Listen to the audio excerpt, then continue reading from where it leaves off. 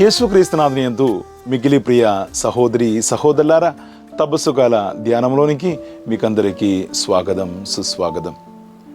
ప్రియమైన సహోదరులారా, యెహోషువ ప్రవక్త గ్రంథం 3వ అధ్యాయంలో ఇశ్రాయేలీయులు ఒక ఇబ్బంది పడుతున్నట్లు, ఆ ఇబ్బందిని దేవుడు ఏ విధంగా తొలగించారని మనం చూస్తూనే ఉన్నాం. ఇశ్రాయేలీయులు కానాను దేశంలోనికి ఉన్నటువంటి వారి యొక్క ప్రయాణంలో మార్గ మధ్యమున వారు యోర్దాను నది దాటవలసింది వచ్చింది. 3వ అధ్యాయం 15-16 వచనంలో మనం ఈ విధంగా చదువుతున్నాము.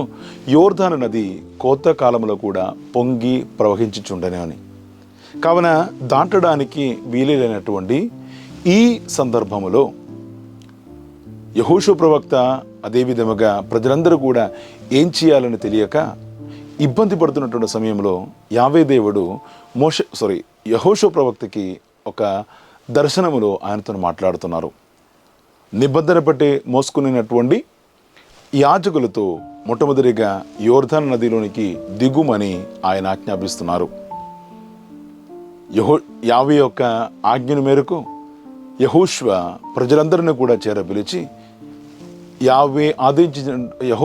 యావే ఆదేశించినటువంటి మాటలని వాళ్ళకు తెలియపరుస్తున్నారు.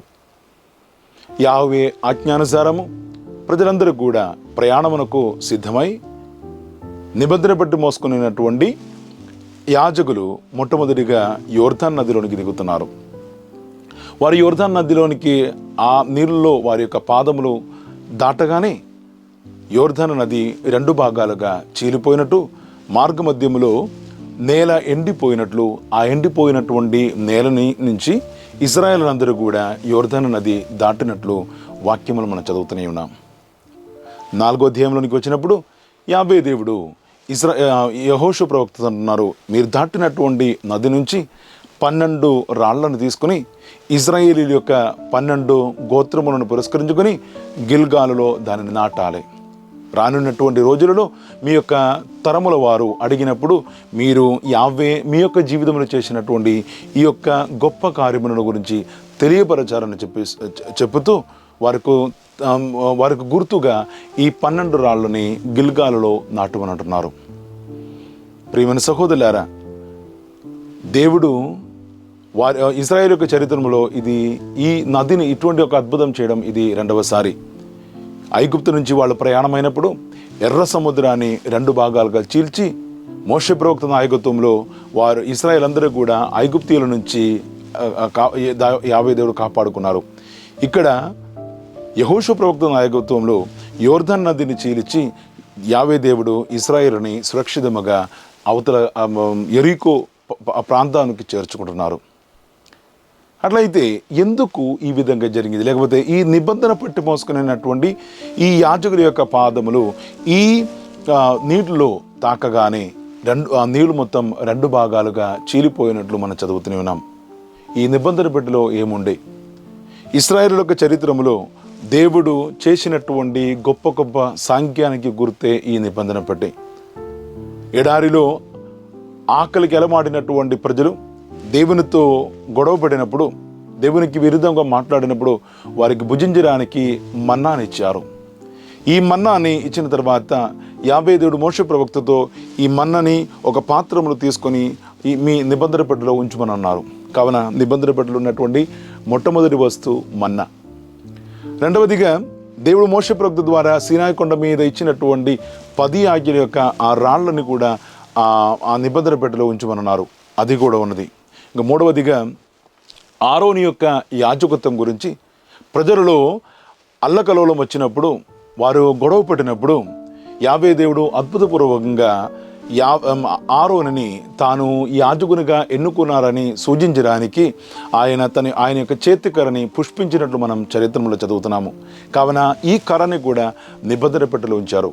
కావున యావే దేవుని యొక్క 10 ఆజ్ఞలు, ఆరోని యొక్క చేతికర, మన్నా, ఈ 3 వస్తువులతో కూడినటువంటి నిబంధన పెట్టె ఎప్పుడైతే నీటిని తాకారో, అది మోసుకునేటువంటి యాజకుల యొక్క పాదములు నీటిని తాకారో ఆ క్షణములలో నీళ్లు 2 భాగాలుగా చీలిపోయింది. ప్రియమైన సహోదరులారా, ఈరోజు మన యొక్క జీవితంలో కూడా మన జీవితంలో మనకు ఎదురవుతున్నటువంటి ప్రతి సమస్యలని ఎటువంటి నీటి ప్రవాహంతో కొట్టుకుపోతున్నటువంటి సమస్య అయినా కానీ దానిని దాటడానికి దేవుడు మనకిచ్చినటువంటి 3 అంశాలు ఉన్నాయి. ఒకటి పరిశుద్ధమైనటువంటి దివ్యబలి, రెండవది దేవుని యొక్క ఆజ్ఞలు, మూడవది పవిత్రమైనటువంటి సంస్కారములు. ఈ 3 అంశాలని మన యొక్క జీవితంలో మనం పాటించినట్లయితే ఈ అంశాలకు మనం ఇవ్వవలసినటువంటి గౌరవాన్ని మనం ఇచ్చినట్లయితే ప్రియమైన సహోదరులారా, మన జీవితంలో ఎటువంటి ఇబ్బందులు వచ్చినా, ఎటువంటి వరదలు వచ్చినా మనం గట్టిగా నిలబడతాం. మత్తయి సువార్తలో మనం చదువుతూనే ఉన్నాము. 2 రకాలుగా 2 నేల మీద ఇల్లు కట్టుకునేటువంటి వ్యక్తులని ఒకరిని బుద్ధివంతుడు అంటున్నారు, ఇంకొకరిని బుద్ధిహీనుడు అంటున్నారు. ఎందుకంటే బుద్ధివంతుడు రాళ్ల మీద బండ మీద ఇల్లు కట్టుకున్నారు, బుద్ధిహీనుడు మూర్ఖుడు ఇసుక మీద ఇల్లు కట్టుకున్నారు. కానీ ఈ 2 ఇంటి మీద కూడా వచ్చినటువంటి ప్రమాదములు ఒకటే. వర్షములు వచ్చినాయి, జలప్రలయం వచ్చింది, కానీ ఆ రాళ్ల మీద కట్టుకున్నట్లు లేదా బండ మీద కట్టుకునేటువంటి ఇల్లు ఆగినట్లు ప్రియమైన సహోదరులారా, మన యొక్క జీవితంలో ఎటువంటి ఇబ్బందులు వచ్చినా కానీ ఈ 3 అంశాల మీద మన జీవితం ఆధారపడినట్లయితే పవిత్రమైనటువంటి సంస్కారం మీద, దేవుని యొక్క ఆజ్ఞల మీద, అదేవిధంగా పవిత్రమైనటువంటి దివ్యబలి మీద మనకున్నటువంటి భక్తిని, విశ్వాసం మనకు కలిగి మనం జీవించినట్లయితే ప్రియమైన సహోదరులారా, మనము కూడా ఏ సమస్యనైనా కానీ దాటవచ్చు. పొంగి పొర్లుతున్నటువంటి యోర్దాను నదిని 2 భాగాలుగా చీల్చి ఇశ్రాయేలుని సురక్షితముగా గమ్యం ఆ దేవుడు మనతో పాటు కూడా ఉన్నాడు. ప్రియమైన సహోదరులారా, ఈ తపస్సు కాలం మన యొక్క ఆధ్యాత్మిక జీవితాన్ని ఇంకా క్రమపరచుకోవడానికి ఉన్నటువంటి ఒక అవకాశమే. మనం అర్పిస్తున్నటువంటి దివ్యబలి, మనం స్వీకరిస్తున్నటువంటి పవిత్రమైనటువంటి సంస్కారములు, మనం పాటించవలసినటువంటి 10 ఆజ్ఞలని మనం శ్రద్ధగా, భక్తితో, గౌరవంతో పాటించినట్లయితే మనల్ని కూడా దేవుడు గమ్యం చేర్పిస్తారు. ఈ యొక్క నమ్మకంతో మనం ఈ తపస్సు కాలాన్ని ఆచరిస్తాం. దేవుడు మనలందరినీ ధారాళముగా దీవించునుగాక, ఇప్పుడును ఎప్పుడును ఎల్లప్పుడును. ఆమేన్.